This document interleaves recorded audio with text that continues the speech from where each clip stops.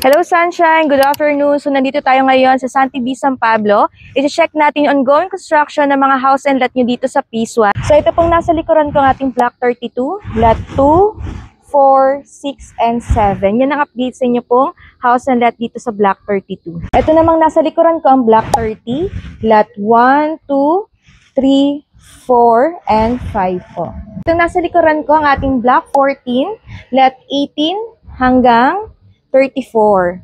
So, almost done na po yung inyong house and lot dito sa Block 14, Block 30, and 32. So, check naman natin yung likod ng Block 30.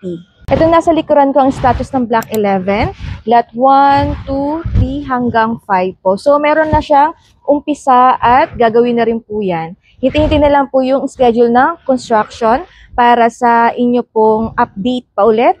Babalik po ako next month. Kung nasa likuran ko ang Block 30, Lot 6 hanggang Lot 7 po. And dito kinatatayuan ko yung mismong Block 31 natin. So, punta lang ako sa una-unahan para makita nyo yung pinakang view ng inyo pong property. So, ito po yung ating Block 31, Lot 1 hanggang 7 po. Yan yung construction po or yung update ng construction sa ating Block 31. Yan. So, sa mga interested po nating clients, ang meron na lang po tayong available is yung bago po naming project na sentro.